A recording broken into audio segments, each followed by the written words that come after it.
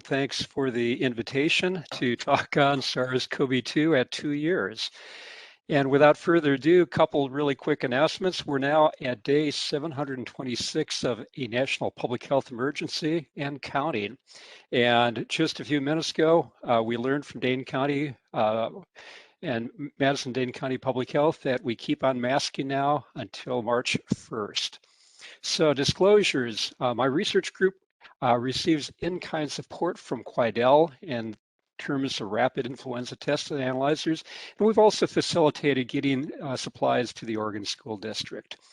So our objectives today: describe the current state of COVID-19, understand the current CDC guidance, appreciate the essential role of vaccines, and consider our future relationship with SARS-CoV-2. My quick synopsis, just to keep you interested, is as follows. And if you can find these gems in the talk, more power to you. So first off, happy 2022. It's been a long 2 years. For those of you my age or a little bit younger, you'll appreciate the concept of standing on the back seat of the car while your dad was driving before the times of car seat and seat belts. But a wonderful excerpt from a poem here about things appearing from nowhere and disappearing into the distance, getting steadily longer. So here we have the global picture of SARS-CoV-2 in terms of daily cases coming together into a place out of nowhere and growing steadily longer. Similar view for the United States, and we have now exceeded 1 million new cases on a daily basis with the advent of Omicron. And putting this more into perspective in terms of, the real cost here, we have seen as many as 5,000 deaths per day, and of late we're seeing well over 3,000 deaths a day with Omicron. So keep that in mind. SARS-CoV-2 is unlike influenza in that it directly infects lung tissue, causing a very pronounced destruction and immune response.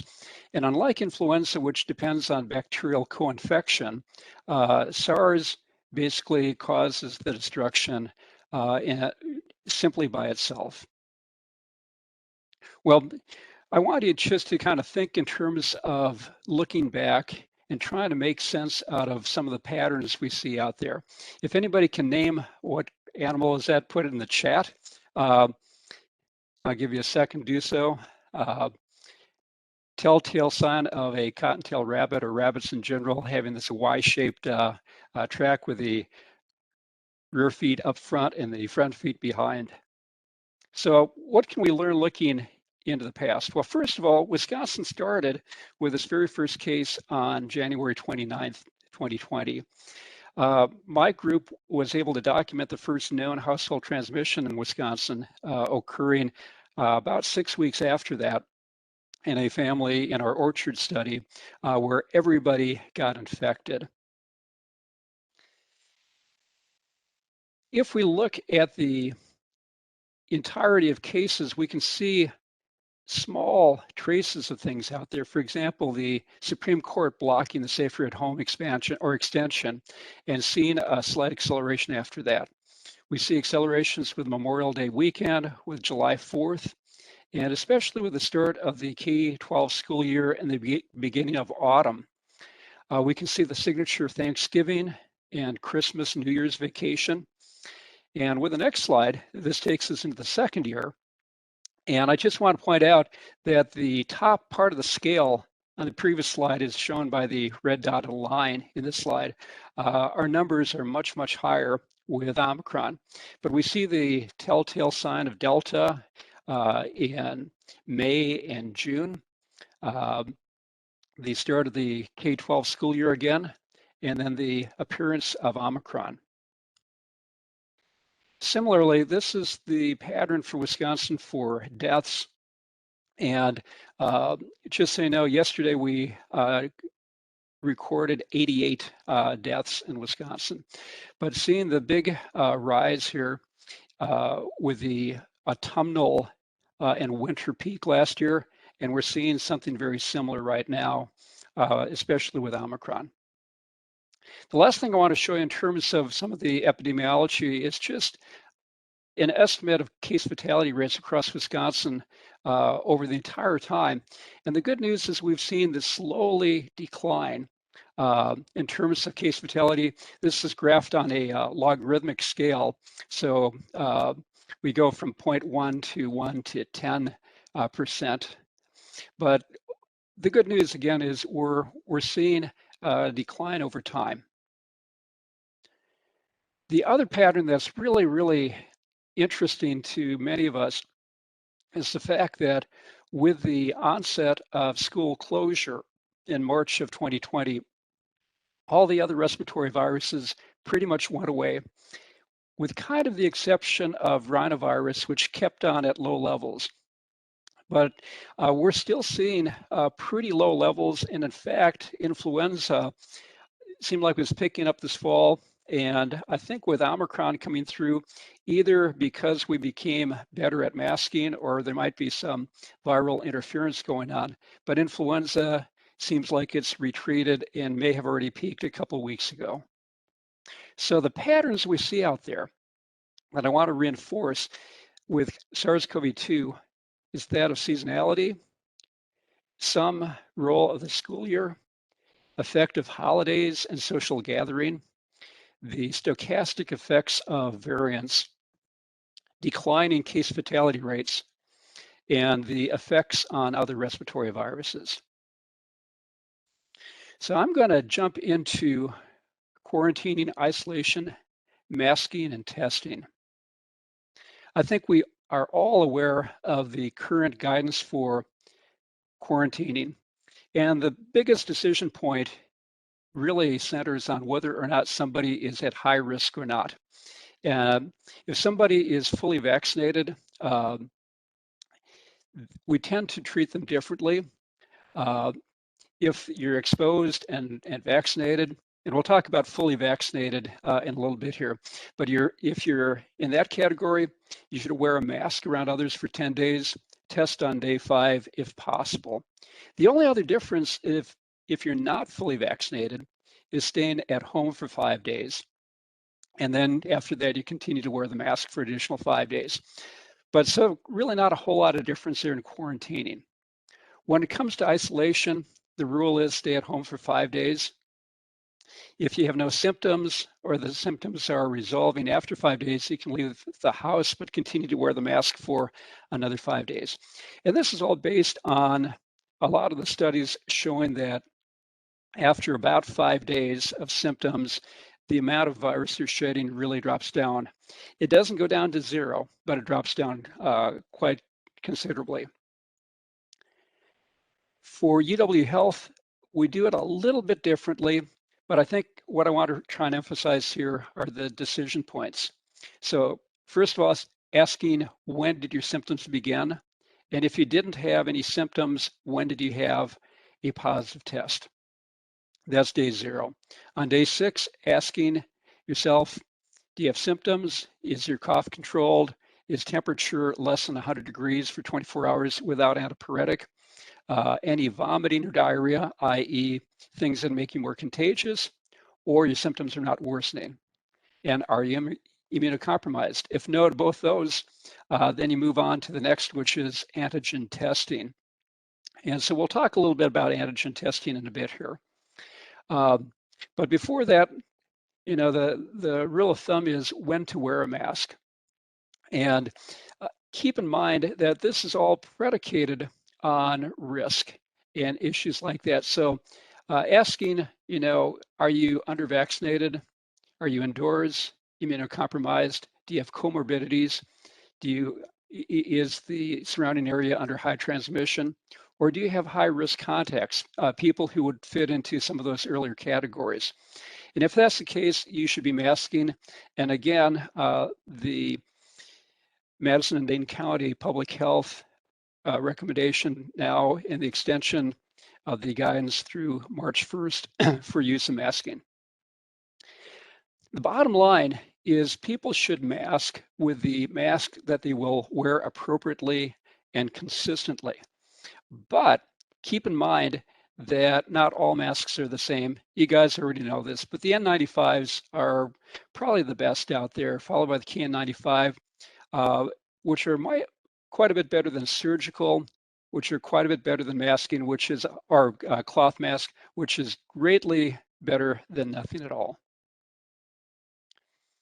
Antigen testing. This is something that our group has done a lot with, and we have a lot of experience evaluating rapid testing. But really keep in mind that rapid antigen tests for SARS-CoV-2 are quite a bit less sensitive than PCR. We tend to think that they're about 70 to 80% for symptomatic individuals, and only about 30 to 40% for people who are asymptomatic. The sensitivity is time dependent and based on both the timing of infection and whether or not you have symptoms. And it's going to be product dependent. On the other hand, most of the rapid tests have very, very high specificity. And so the take home here is trust your positives. There's a really, really low rate of false positive, particularly during times of high prevalence. But also think about your negatives and consider PCR backup.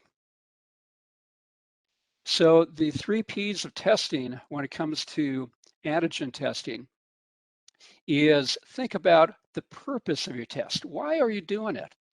And then think about the ramifications of having a falsely negative test. If the consequences are high, for example, you're around immunocompromised people, pair that negative result with a slower but more expensive PCR because of the higher sensitivity. Second, think about the performance. So keep in mind the sensitivity and specificity. These can be found on the product insert, but keep in mind that the real life performance will be quite a bit lower than what's advertised in the product insert, particularly for sensitivity. For SARS-CoV-2, the time of testing in relationship to onset of symptoms or onset of illness is really important. Also, the presence or absence of symptoms and the variant all can affect sensitivity. And then finally, keep in mind the prevalence. When you have high prevalence, the negative results should be treated very, very differently than the negative result in a low prevalence population, i.e., don't trust your negatives during high prevalence. This is just an example of a paper out there that suggests that you can improve the performance of a rapid test if you repeat it 48 hours after the first time it's done, if it's negative. And that allows an increase in the amount of antigen, basically amount of virus in your respiratory secretions that may turn a negative test to positive. So again, really, I want to emphasize that don't trust your negative tests right now for the rapid tests. Just from our experience within the Oregon School District, we have facilitated from the very beginning of this school year, getting rapid testing into the school district. And as of yesterday, they had performed 581 tests. And of those, only 2 of them were invalid, i.e. Some sort of sampling problem there. And this has been a very nice system for them to use, but I just want to show you some of the data that come from this, and shows that in the Oregon School District, we had initial low level of cases, particularly in September, October, and then the big peak of cases with Omicron occurring directly after the winter holiday break. Now, as most of you are very well aware of, there's been a need for expanded testing out there. And because of that, the federal government has made available COVID tests at 4 free home tests per month per household. And this is the website at which these can be ordered.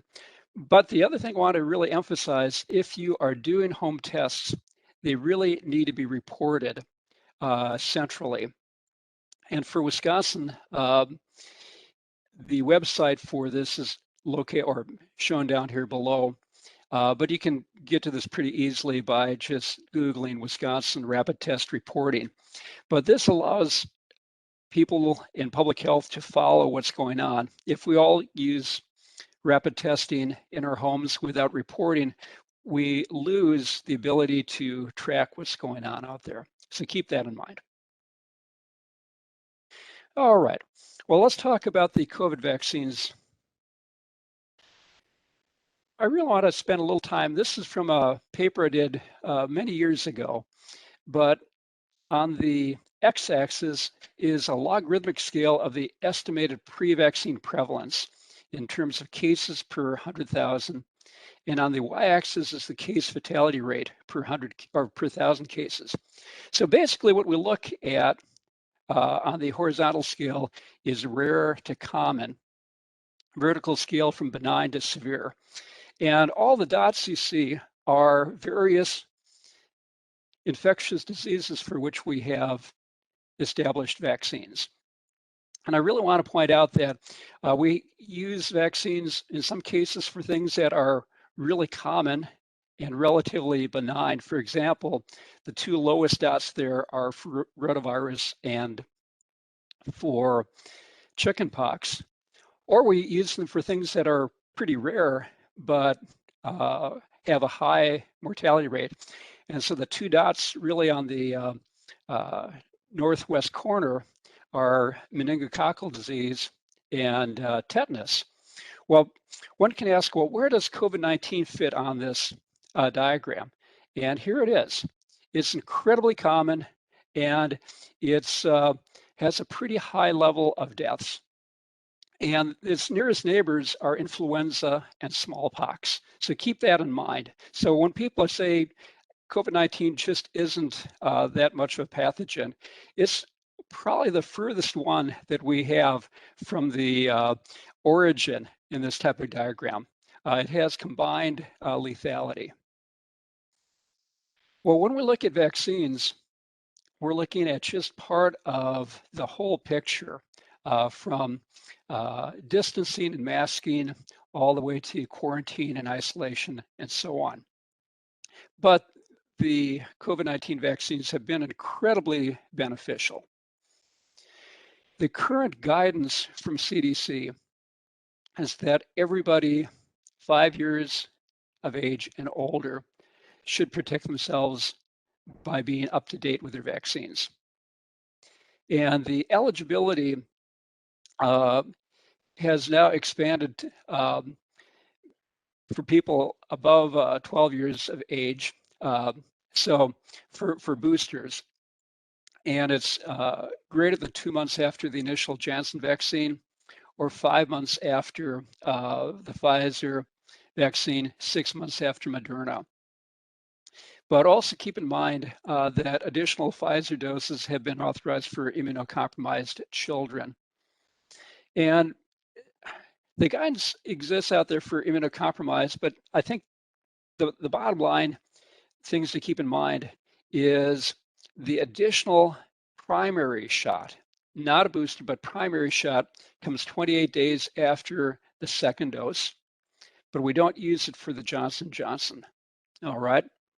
But for people who have received J&J and are immunocompromised, they should receive an mRNA vaccine 2 months later. Then for the booster, this comes 5 months after the end of the primary or the additional series, okay? And so for Pfizer is approved for age 12 and 17, or 12 through 17 years, and either Pfizer or Moderna can be used for people over the age of 18. But really keep in mind, people who are immunocompromised moderately to severely should now receive not only the primary and the additional part of the primary series, but a booster. Up-to-date and fully vaccinated definitions are important here. If you're fully vaccinated, you've received the primary series, either 2 doses of Pfizer or Moderna, 1 dose of the J&J. And any other of those primary vaccine doses recommended, again, for immunocompromised. Being up to date, however, is somebody who has received all the COVID-19 vaccines, including the booster doses.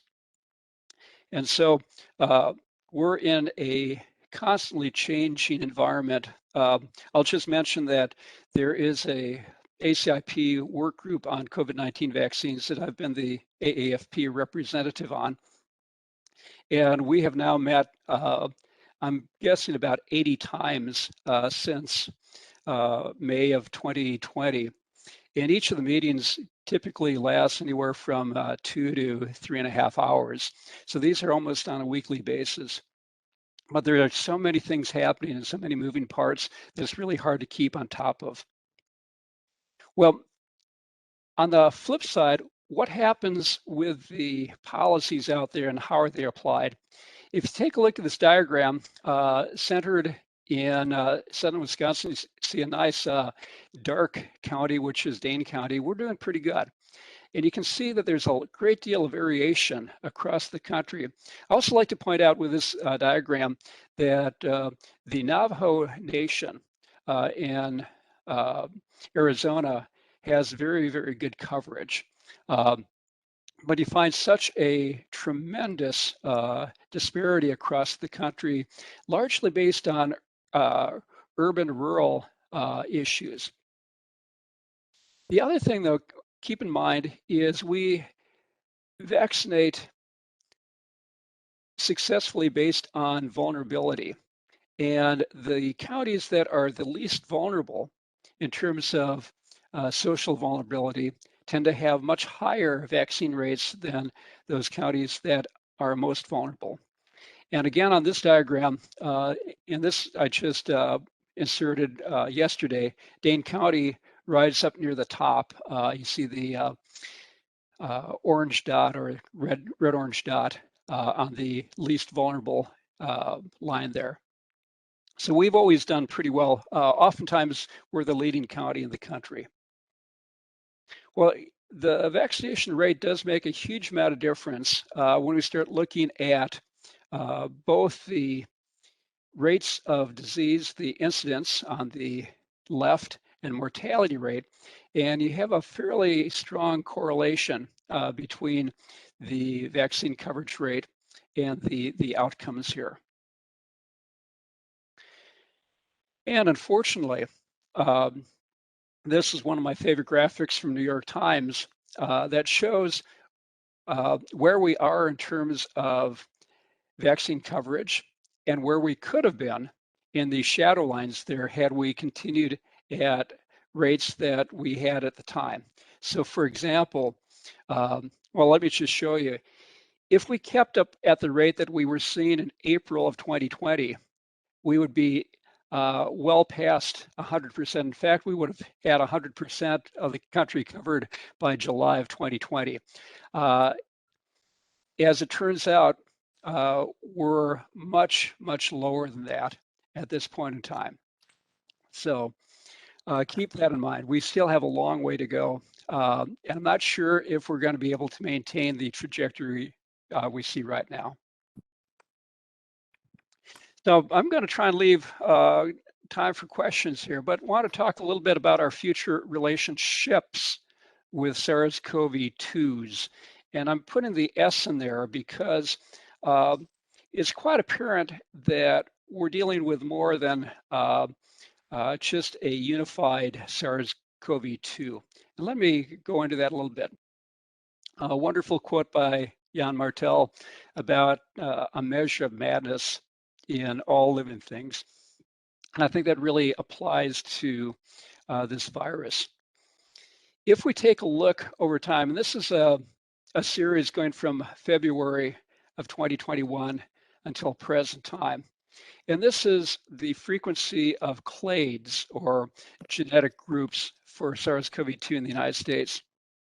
We see this abundance of alpha, which we don't even think about anymore, that occurred and peaked out in about May of 2021. And keep in mind that alpha was the one that had maybe a doubling of the transmissibility compared to the wild type of SARS-CoV-2. And we were feeling pretty good when we got to June of this year, and things seemed like they were kind of going away. And then all of a sudden, Delta blew up. And Delta had transmissibility about 1.5 times greater than Alpha, and really dominated. And as you can see in the United States, by October and November, it was about 95% of what we saw. And then come in early November across the United States, and particularly into December, Omicron made its presence known. And this really exploded. For example, we knew on the UW campus on December 15th that we had about 65% of the isolates that we were looking at were Omicron. At the same time, in Dane County, it was more like 5%. But by the time we got through the holidays, Omicron had become almost 100% in Dane County. So the reason it's important to think of these viruses as almost different viruses is shown here. This is a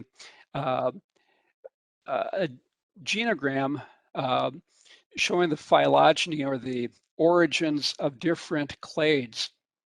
So I'm going to go all the way down to the bottom. You see something down in the corner, 19B. And 19B was what we detected in our household cluster in March of 2020.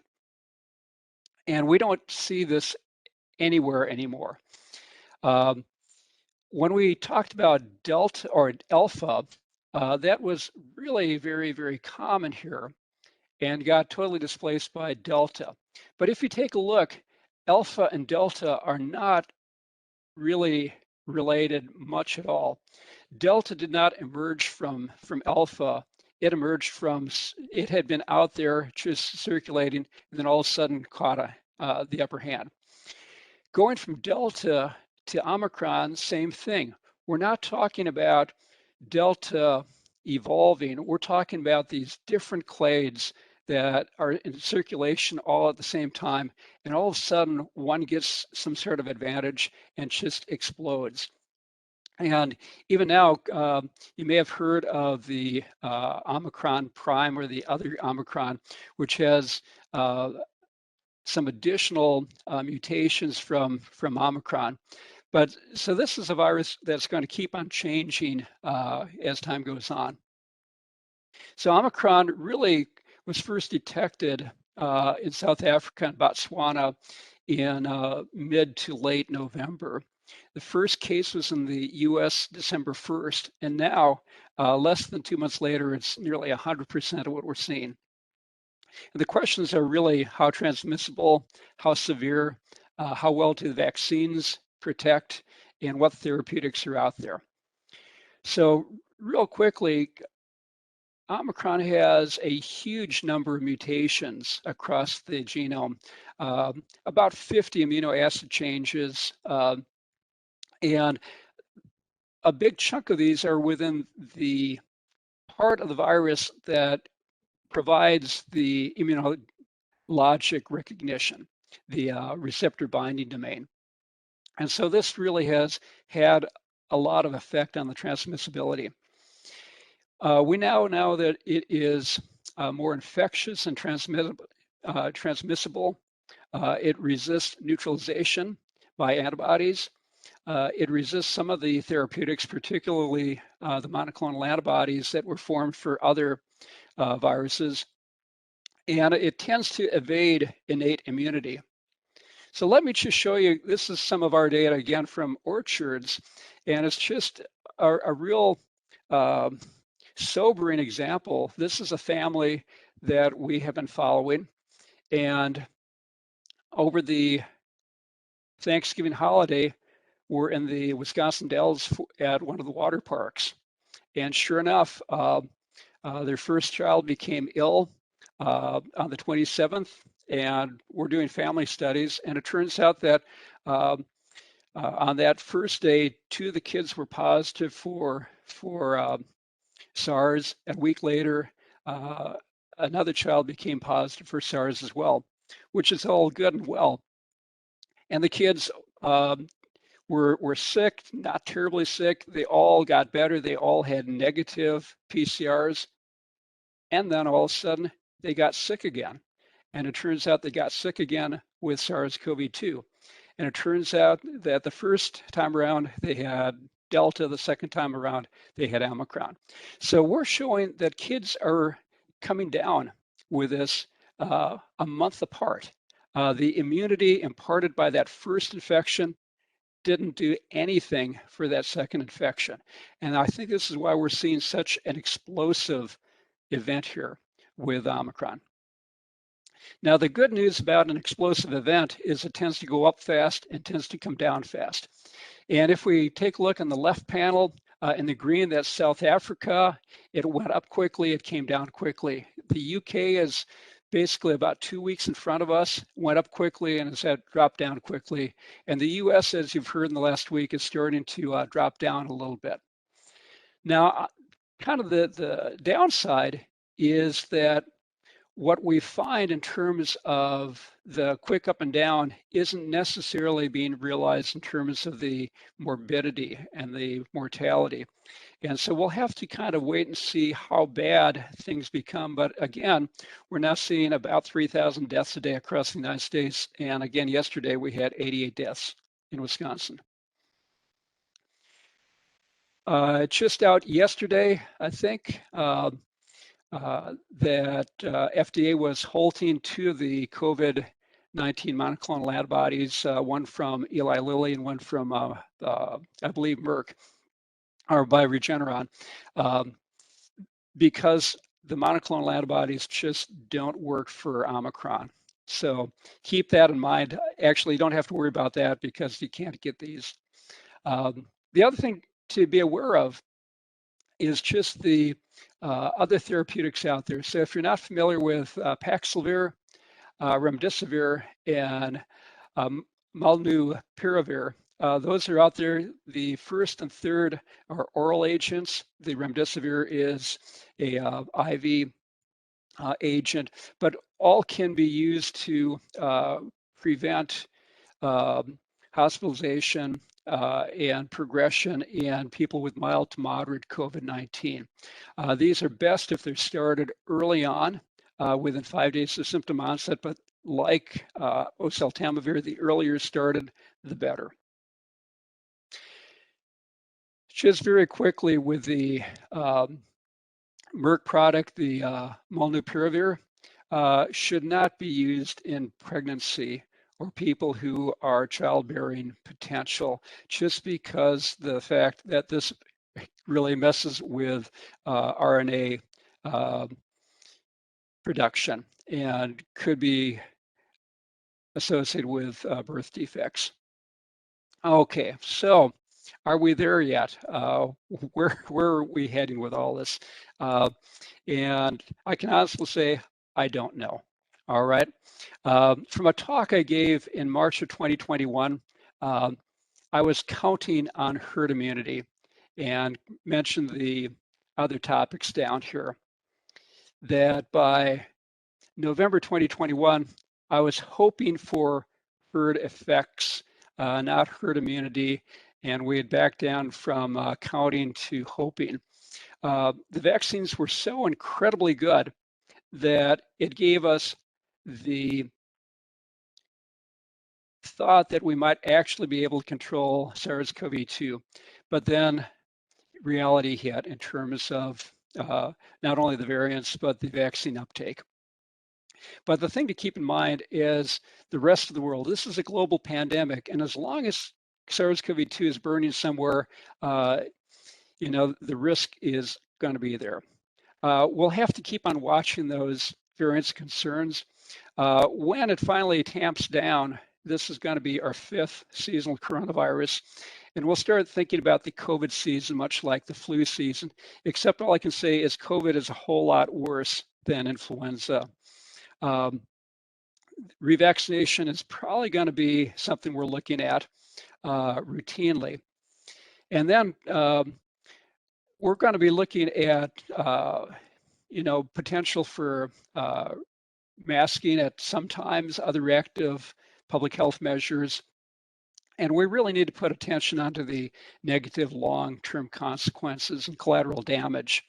So the post-acute COVID syndrome, the health disparities out there. For example, MMWR just this last week published a paper on the fact that if you're Black or Hispanic, you're much less likely to receive an antiviral for COVID-19.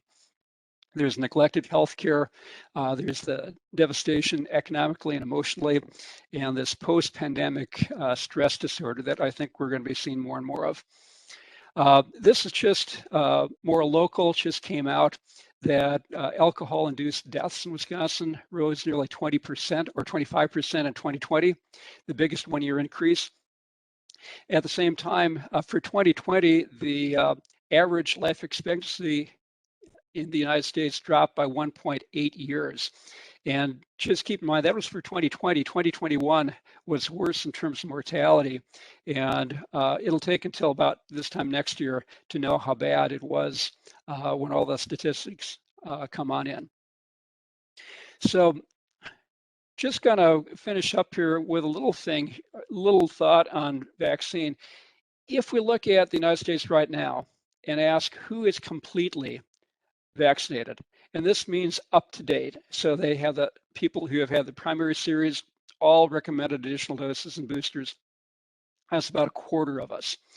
38% of us have received at least one dose, but are not completely vaccinated. And 36% are not at all. And I'm literally not expecting that number to change, or that percentage. From the partially to completely, we're going to see some movement up there. But I really don't expect to see much at all from the people who are not vaccinated at all now, well, 11 or 13 months after vaccine has become available. So here is my history lesson from the crusty historian, Alfred Crosby. Studying the record of the American people is like standing on a high hill and watching a fleet of many vessels sailing across a current of terrible power, to which the sailors pay little attention. They grip their tillers firmly, peer at their compasses, and hold faithfully to their courses, which from their vantage seem to be straight, but we can see a secret current sweeping them far downstream. The immense flow swamps many of the ships, and the sailors drowned. But others take little notice. The others are intent on maintaining their own unwavering courses. And this actually was written, this is written about the 1918, 1919, the influenza pandemic from his book on the Americans Forgotten Pandemic. But I think it really captures a lot of what's going on today as well. So I think we have to look at this from through the lens of humility. And just remind you, humility comes from humble. And for those of you who have read Charlotte's Web, you know that humble actually has two meanings. One is not proud, and the other is low to the ground. So if we look at humility and we start thinking in terms of the pandemic's end, we have to consider seasonality and durability of immunity, the role of antivirals and other therapeutics, the arrival of variants, the approaches to health communication, and this really bizarre interplay between biology and politics that we're dealing with right now. And all these are going to really impact our ability. You've noticed I've slashed out elimination and eradication. This virus we're not going to be able to eliminate or eradicate. It's going to become endemic because of the fleeting immunity, the reservoirs, the wide spectrum of symptoms, the short serial intervals, the global connectivity, and the vaccine hesitancy out there. So just keep in mind the evolutionary potential of this virus. We're looking at an average of about 24 base pair substitutions per year, which is fairly high for a virus. And then you see the Omicron, the 21K and 21L, the two now clades of Omicron viruses that have kind of leapt above that line in terms of their ability to mutate and evolve. So if you feel you can't keep up, let me just finish up with this diagram here. This shows the world literature on coronaviruses in PubMed going from the 1940s until 2019, when we had about 1,000 titles in PubMed. For the next 2 years, well, you know, we had 93,000 in 2020. We had 136,000 papers in 2021. And for the first half of January this year, there were already 10,000 titles out there. So if you feel you're not keeping up with this, nobody is. It's impossible. So at the end of the day, before I finish up, I just want you to think about the new normal and all the things we talked about. And what I look at as the most critical and important component of a new normal is our low to the ground primary care clinics and clinicians and staff that really are essential for the backbone of community health.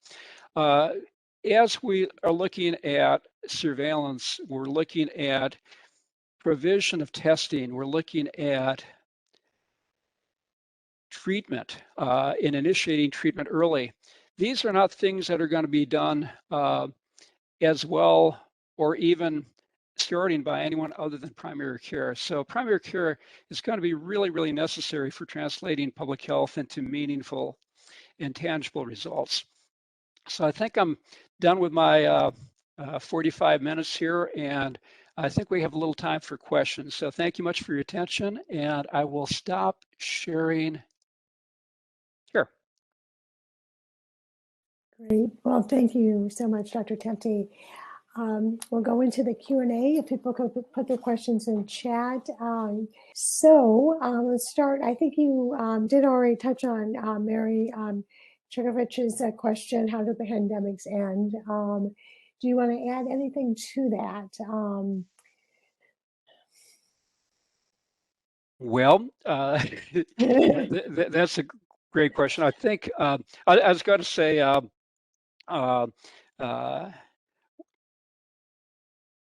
with a whimper, but basically they end when not because of any epidemiologic or any statistical thing we had. It ends when we become comfortable with the consequences of what we're doing. And so it's much more of a sociologic, political approach than anything biological. So for some people, the pandemic never began. And for some people, it's going to keep on going for a long time. Just read a very interesting piece out there, just looking at, we have people who are fully vaccinated who, you know, will not go anywhere without masking. We even see the people who are driving around their cars fully masked. And that's one end of the spectrum. We see other people who have totally ignored this. And you hear the stories about people who rip away their oxygen as they're dying of COVID-19 in full denial that it even exists. So somewhere between those two extremes is where we hit the endemic. You can make the argument that this is already endemic. It's already in circulation. It's going to keep on circulation. But right now, I'm not particularly comfortable with 88 Wisconsinites dying yesterday of this, or my colleagues swamped in hospital settings. So it's going to take a while, but Mary, we don't have a great definition out there. And we'll know when we got there, far after we got there, and when we look back. Great. To try to group the questions, so this next question is kind of twofold regarding testing. So first part, are we testing for specific variants? And then the second part, if you recovered from COVID, tested negative on the antigen test, and then in the next days, 2 weeks, become symptomatic and tests positive on antigen, should you assume new infection? And is this person contagious? Well, boy, couple of really good questions. Run the first one past me again. Oh, in terms of, are we testing for the variants? And our state lab of hygiene is doing a tremendous job in terms of sequencing. And if you go back about 2 weeks, 10% of the sequenced viruses in the United States came from Wisconsin and actually came from Dane County. That's how much is going on here. And we have some, I'll give some shout outs to Dave and Shelby O'Connor and Tom Friedrich, and then our colleagues at the State Lab of Hygiene, who are doing a tremendous job on very rapidly sequencing. And if there's one of the take-home lessons here is how quickly lab capacity changed across this country to allow very, very rapid sequencing of thousands of viruses on almost a daily basis. So yes, we have a pretty good handle on what's happening. Routinely, if you have a test done that goes off to Exact Sciences or other public health testing, you may or may not get the variant type, but suffice to say that a really good sampling of that is going on through to the full characterization. In terms of somebody who tests negative, well, with antigen tests, the antigen tests are dependent on that virus particle being there. You have to have enough of that there. And they're not going off the spike proteins per se, they're going off of other proteins on the coronavirus. And, but you have to have sufficient volume. And so we tend to think of the ability for an antigen test to pick up a virus being several orders of magnitude less than the PCR. The PCR amplifies and so on. So with a rapid test, if someone is positive and then later on is negative and then become positive 2 or 3 weeks later, it's very, very likely that it's a new infection coming on. And what we've seen now, because of our Orchard study, is the ability of kiddos anyways, to become sick very, very quickly, become sick, fully recovered, and sick again within 30 days, which I find just truly astounding and somewhat frightening. So you just have to keep that all in mind. The next grouping questions will be around long COVID. And so there are a few questions. First, in terms of, can you comment any on the rates of long COVID, duration people are having symptoms, and then any data, if you are fully vaccinated, how protective is that from long COVID? Well, number one, just a paper in JAMA this past week looking at, as a cohort in France, looking at people who had severe COVID, were in the ICU, and were looked at 12 months later. And about 75% had physical symptoms ongoing, weakness, deconditioning, joint pain, muscle pain, neuropathies, and so on. I'm trying to think, I think it was 25% had depression, anxiety, or post-traumatic stress, and 16%, so about 1/6, had cognitive issues. What's interesting is that's not a whole lot different for other people who were through the ICU. Okay, so if you were in the ICU for a non-COVID, you kind of the same thing. So I think the bottom line is part of at least the long COVID post-ICU might be more the I was really sick and needed ICU and I was in the ICU. On the other hand, by a rough guess, about 500,000 to 750,000 Americans have been through the ICU for COVID so far. So the bottom line, if I can prevent somebody going to the ICU or prevent being hospitalized, do that. And the data are incontrovertible for the benefit of vaccination and preventing hospitalization and ICU stay and death.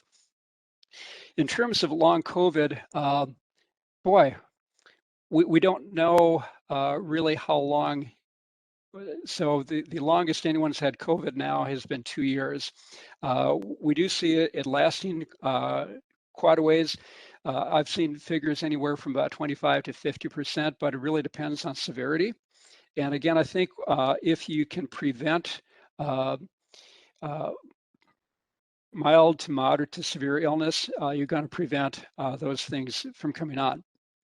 And we're still waiting for the really good, large cross-sectional studies to be done to inform us in terms of how big of a problem it is. But if I had to toss out a number, I'd say 20 to 25% of people with moderate or worse COVID will have symptoms persisting for months thereafter.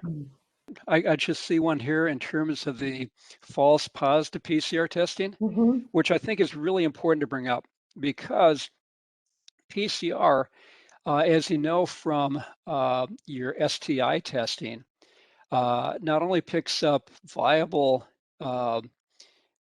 organisms, but picks up the remains. And RNA from a virus can stick around for some time. So the really difficult studies looking at viruses look at the transmissibility, whether or not you have viable virus.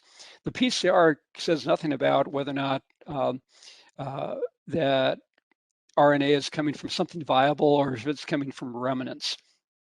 And so you can certainly have a falsely positive PCR, but it really depends on what your definition of a false positive is. If it's that in reality the RNA doesn't exist and you're picking it up, very low rate of that. But if your question is more importantly, do I have virus in me that's transmittable to another person? You can have a fairly elevated rate of false positive PCR because you're picking up remnants of virus well after the fact that you're infectious. On the good, on the flip side, the good news is if you're negative by PCR, it's very unlikely that you could be transmitting to anybody. So that's the good news. But you just have to kind of know how to use these tests wisely, especially in terms of providing recommendations to your patients.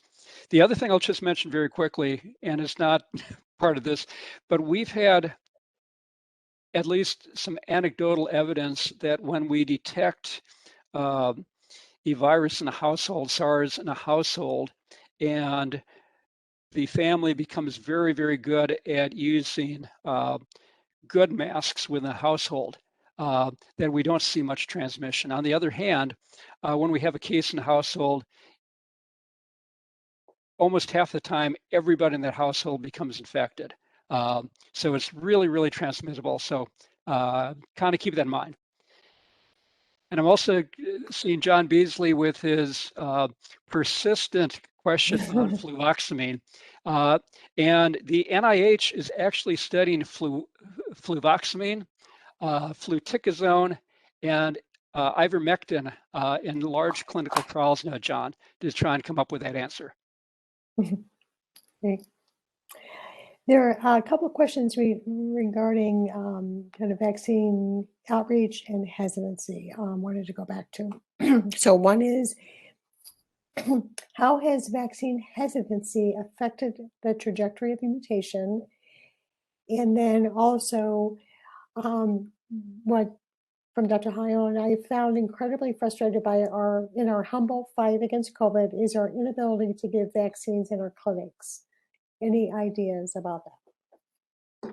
Well, in terms of the vaccines in the clinic, I would defer to our UW Health leadership on that one.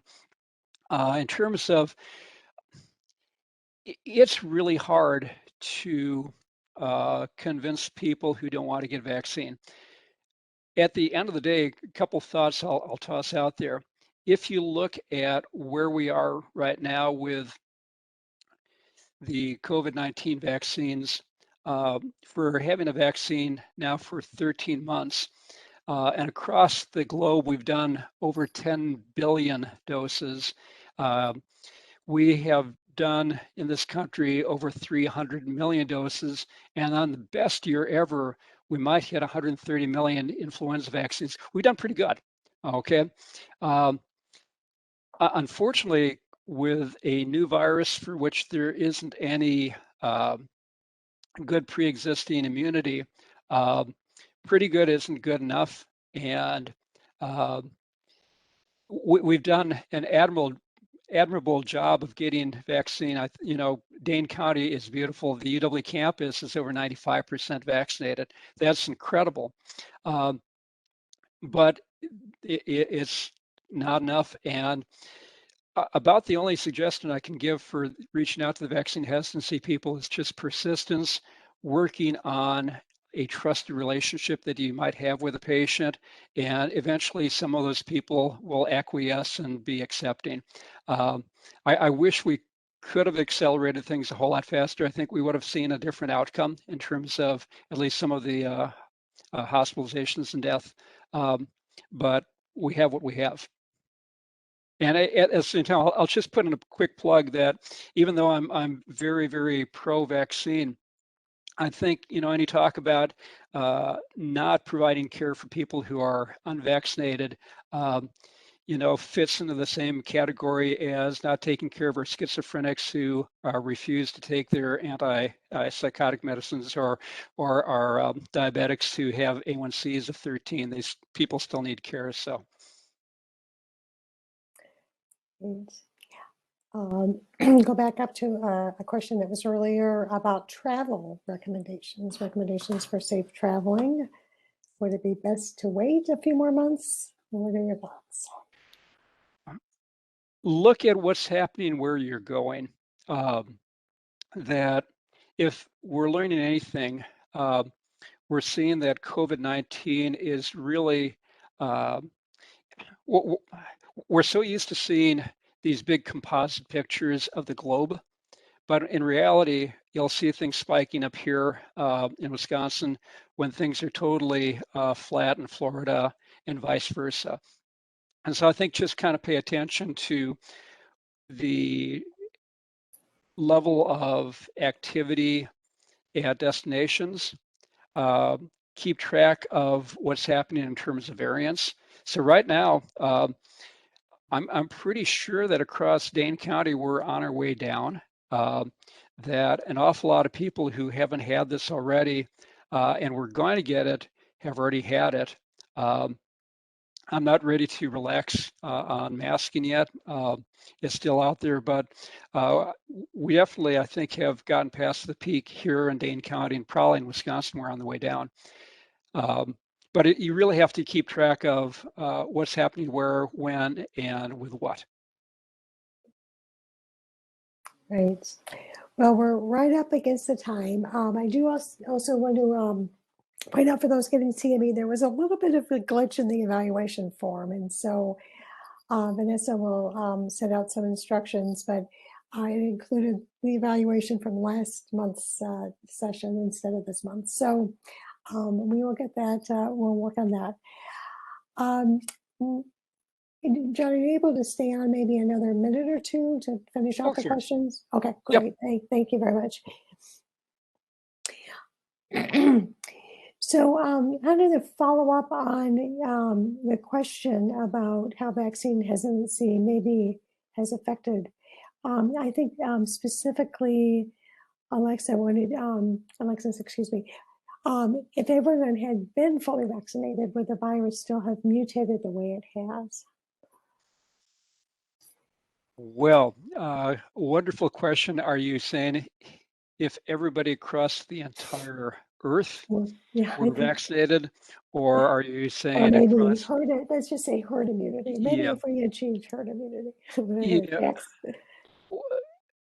You know, as long as there's virus circulating, every time there's a transmission, you have the window open for a lot of rapid microevolution. Okay, and we can see with influenza viruses that going from one person to another is the opportunity for acquisition of uh, changes in the antigenic site. Okay, this is work that we've done with Tom Friedrich's group on campus here. And so I think there will be selective pressure on the virus to escape immunity, be it natural or be it vaccine induced. And so you'll always have a drive out there for viruses to evolve. And so even if you had everybody vaccinated, could you have still had emergence of other? Yeah, but the chances get reduced quite considerably. So it's all kind of a probability game. And what you want to do is try and lower the probability as much as you can by getting as many people immunized as possible. So the jury's out there, and whether or not what we're going to see in the future is more variants coming along that escape the current immunity imparted either by vaccine or by infection. The bottom line, I think, is one of the things that the immunity will do is at the end user point and provide protection against really serious outcomes. Um, and if you look at how SARS-CoV-2 works, this is a virus that infects cells throughout the body. And this is something you want circulating immunity. You want kind of whole body immunity for. And so I think as time goes on, there's really going to be a good reason for vaccinating for personal benefit. It's going to be a harder drive, especially when you can't get everybody to make an argument that you're going to have much effect on a public health standpoint. So going back to Mary Chekovich's question in terms of when do you go to endemicity, part of that is when you decide that, you know, the public health goals of eradication, elimination are no longer there. This is going to be endemic, and how do we try and prevent bad outcomes in individuals of their choosing going forward? And so we're kind of almost at that threshold now. I'm not sure if I answered your question, but I went on for a long time. It was in there. And then a question regarding a negative PCR test in the context of someone having convincing symptoms. From Dr. Montrampe, I've had several patients with convincing symptoms test negative at first and then positive several days later by PCR. And this was 3 to 5 days apart. What are your thoughts on negative test? Okay, well, a PCR test tells me whether or not there was virus on the swab, and the swab was handled appropriately and put in the equipment properly, and all the chemical reactions went appropriately. There can be issues in terms of specimen collection, and so what we can tell you is when people do self-swab, and we know about anywhere from 3 to 5% of the time, they don't even collect any human cells from a nasal swab, which means that it's inadequate. And so there are many steps along the way that people can miss. The other thing, interestingly, we have noted from studies with influenza is you can have influenza viruses in your right nostril and not in your left nostril, or vice versa. And so you can have all these little nuances.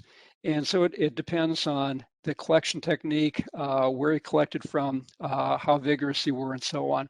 So there's a lot of things that can happen, and it kind of brings back to the point that repeat testing is really important if the consequences are high.